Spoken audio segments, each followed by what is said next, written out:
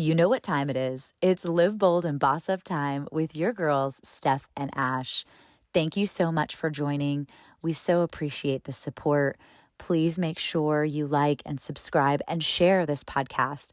This is how we get you the best interviews, the best shows. We really appreciate the support, guys.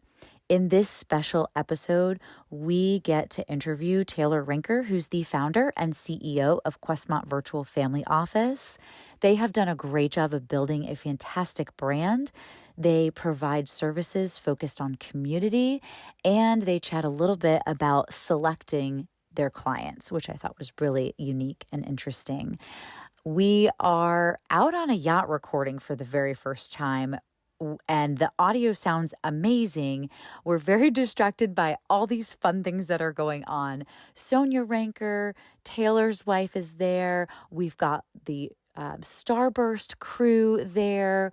We've got everyone kind of watching and interacting, and it's just so much fun, so much energy. We hope you like it too. See you on the flip side. Okay. All right. This is a first for us. We're on a yacht with Taylor Ranker with Questmont. Thank you so much. You're welcome. This is a great experience. This is amazing. This background is amazing. So this is our yacht. It's like a NetJets partnership. So we have a partnership with these folks. So we're on here all the time. Do some night trips, some day stuff. We spent Gasparilla here. Amazing. So it's fun looking up here from the third floor, looking down. We had nice clean bathrooms. So perfect. That's the best part. it's awesome. The best part is what? Clean bathrooms? Is that what you said? Well, and champagne from the third floor. Yes. So we weren't amongst the crazies. We were observing the crazies. Allegedly. Yeah. Allegedly. Right. No, thank you so much. This is amazing. Yeah. Thank you for hosting us here. This is the first time ever. Well, you have such a great reputation and a brand in Tampa. And not just Tampa, all over. But tell us a little bit about your background, your company, and I want to dig into more about that as well, just your brand and how you created that. I refer to myself as the great riveter. So my job is not to be the technician; it's to rivet on the latest, next wonderful thing that makes the firm more impactful. So my job is literally to travel the country, travel the world, get ideas, mastermind groups, and say, oh, this business owner, high net worth family might need that tool, that tool. So it's kind of a creative function. And you two know, but I started as a life insurance agent 36 years ago. I loved being in the financial services business, but hated that transactional commission-based world. Mm-hmm. So I've been a big advocate of trying to literally bend the wealth management and financial advice industry to the client's will, not my will, but to make it more transparent, more honest. So that's been a 36-year journey. I intend to be successful any day now. We'll see. Obviously, you're really successful. We're on a yacht here. You made it. But no, Stephanie had a really good point. You've kind of built this brand, and was it on purpose? Did you, how did that? Oh, hey. Yeah, exactly. And we're getting honks out here. Yeah. How did that happen? How did you think outside the box, right? How did you get really creative? I would say I didn't realize I was an entrepreneur till about 12 years ago. Really? I started, like I said, working for a huge insurance investment company. I was essentially a sales guy. Had a partner. We slowly but surely, over about a 10-year period, structurally developed our own firm where we could be true fiduciaries and answer to the client, not the big insurance company or the big brokerage firm. So that was a 15-year journey. And then he and I parted ways about a dozen years ago, and my wife, Sonya, came into the firm. And that's when I realized I was actually an entrepreneur. So I became more conscious of, holy shit, I have to take this. We like that sound. Oh, wow. That must be our good friend from Sunburst Yachts. I hope the mics picked that up. If you could hear that, that was my second favorite sound. What's your first favorite sound? When Sonya says, honey, I love you. Aww. Which Sonya is here somewhere. Sonya is here somewhere. My beloved. Thank you.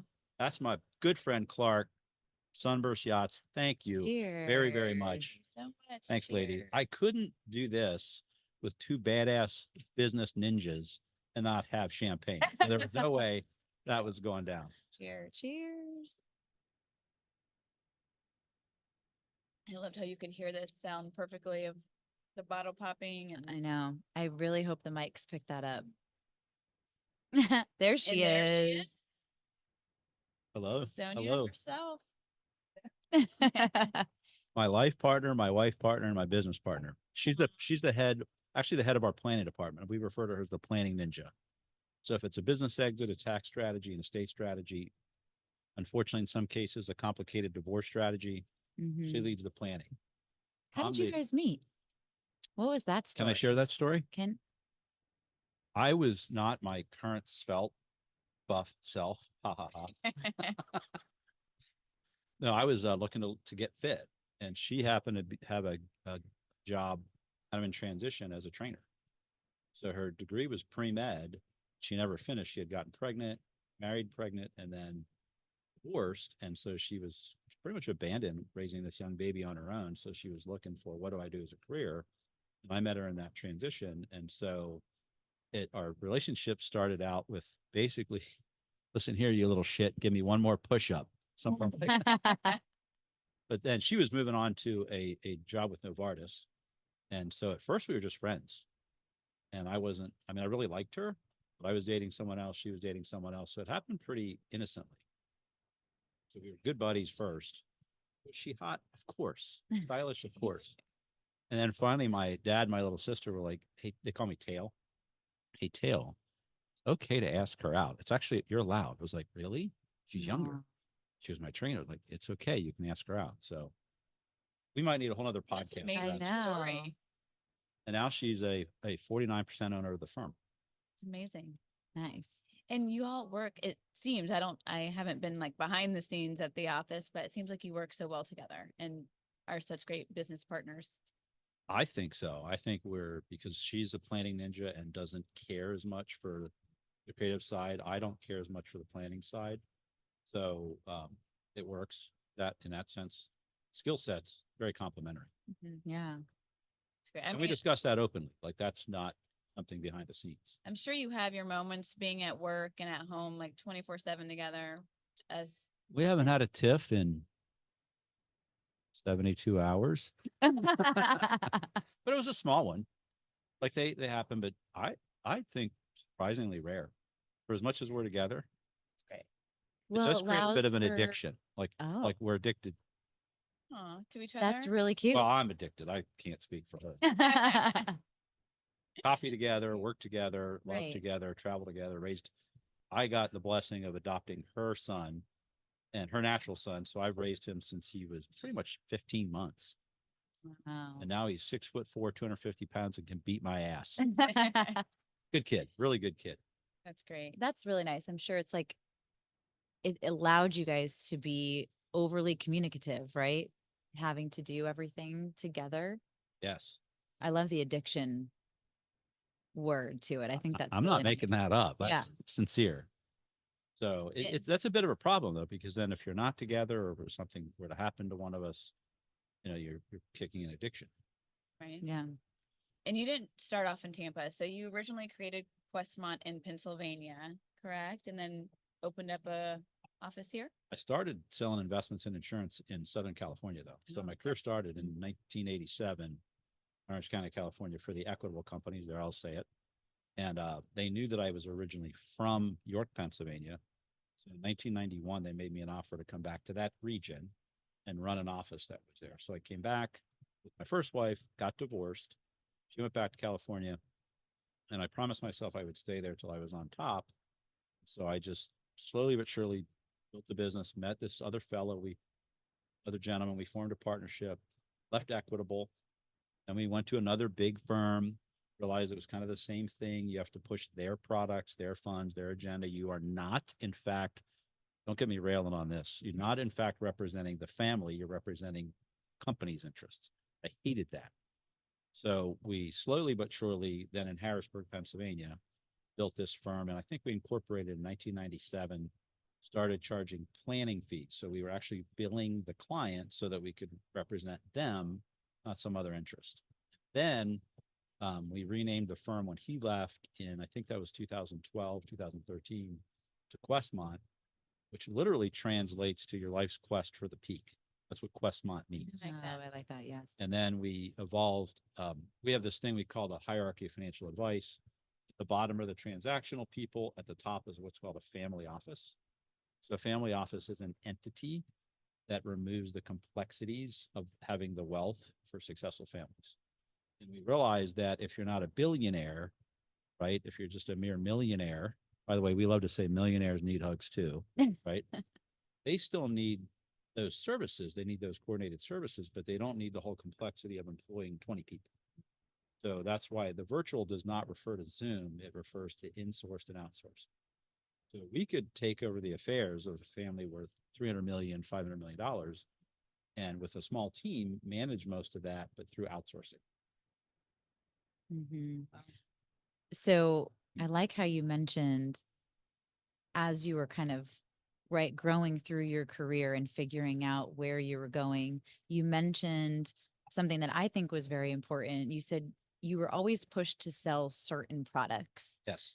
And it really wasn't about what the family needed or what the individual needed. It was about, kind of hitting those check marks of that, Yep. whatever company was You actually selling. have a quota. So I would wake up just like a realtor. I would wake up, and I can tell, by the way, I can tell by a financial advisor's business card in 2 seconds whether they represent the client or a company because of the legal disclosures that are on the bottom. Mm-hmm. So let me go back to that hierarchy of financial advice. We like to say there's 4 Ds. 4 Ds. Champagne's kicking in already, ladies. So the first one is the people at the bottom who are selling you a product, they disappoint. They disappoint. They're trying to sell you something. I was really good at that, by the way, right? So I'm still making amends 30 years later for having sold stuff people may not have needed. Second level up, they're actually trying to give genuine financial advice, but it's pretty rudimentary. It still tends to be investment insurance focused. So they can deliver. And then if you go into this real wealth management space, a true wealth manager who's coordinating tax planning, insurance planning, exit planning, they can deliver and delight. However, and this is actually where I think you're going, when you get to the really wealthy families, they need defended. So they need defended from their golf buddy who wants to sell them an insurance policy. They need to defended from their spa friend who says, invest in my restaurant, right? So when you have that kind of wealth, you need delighted and defended. So we live in that space. So in order to do that, you can't be selling anything. That makes sense. Yeah. So you can't be accepting kickbacks from a brokerage firm or some fund company. The family has to. So we do have high minimum. So for example, to retain us at that level, we have a $10 million portfolio minimum. Mm-hmm. So we can't deliver what we deliver for just anyone. Right. But then we coordinate every aspect, including yacht charters if they need it. Right. At some point you had to think, differently than everybody else, all the other, financial firms, and how you started out, right? And at what point did you determine this is what we need to do differently? Tuesday at 4. No, that truth is that's been an evolution. That's the aggregator part. I would love to say that was an epiphany. It's a real slow burn. You realize, so for example, we specialize in working with exiting business owners. It's a particular specialty. I sold my Pennsylvania, we divested of all of our Pennsylvania piece so that we could focus in Florida. I bought out a partner 7 years ago. So we operate in that space. I'm sorry, what was the question again? Was the whole question? Just if there was a determining point. Moment. Yeah, moment. Yeah. No, so back to that. Okay, got it. So the life transition counselor was a piece we added in the past year because we realized when we're dealing with these exiting business owners, they need counseling. It's like a divorce. That makes sense. They Right. spent 20, 30, 40 years building a business. It's their identity. Mm-hmm. That was sort of a recent epiphany. Holy smokes, this person's hurting. We had a physician who sold a chain of practices about a year ago, and within 6 months, he was looking for work again. He was lost. And so that was just one slice we aggregated in. That wasn't 10 years ago, I realized we needed that. So for example, the concierge pieces, concierge medicine, yacht charters, private jet travel, those are things that as the firm grew, the clients got more complex and wealthy, we had to add on. Mm-hmm. We love to differentiate. Yeah. We love to, quite frankly, provide a service and an experience that they simply can't obtain elsewhere. And by the Right. way, here's the genius. Our business model almost always pays for itself, almost always. We effectively charge the same fee that big brokerage firm would charge any other advisor. So the genius, the entrepreneurial part, was adding on these other services, figuring out how to do that, how to aggregate that without extra fees. Wow. Yeah, I love that. What's your favorite part of your job? I feel like it sounds so fun and rewarding. What's your favorite part? The creative part, figuring out what's special, what's unique, what's going to impact. Like we won't take on a client family unless we can genuinely impact them because we're going to be with them. If you think about it, Steph, we're going to be with them for 3 generations. Hopefully their children and grandchildren. We work on generational stability. That's a big part of what we do. So we got to like them. They got to like us. So, did I talk to you at all about the 9 high net worth personalities before? Yeah. Mm-hmm. We actually give families a test before we onboard them. Are they a gambler? Are they an accumulator? We love family stewards. By the way, family stewards are wealthy families, and their first motive is to take care of their families. You can hear it in their voice. That's, Take- I'm sorry, I totally interjected, but that's really unique because I feel like who does that, right? Who makes their client take a quiz and say, okay, are we going to really work well together? And Yes. I think that's a huge upside to that too, right? Making sure that you're going to work well together. Everyone just kind of clamors, right? At, oh, you want to do business? Great, let's go. And you're like, well, No, hold we a minute, screen hold them. on. Right. You No, take we a screen minute. them because the Right. values have to align. If they have a child who has a drug addiction, we have to know. If they have a child who has a spouse that they don't trust, that they want to protect assets from, we have to know.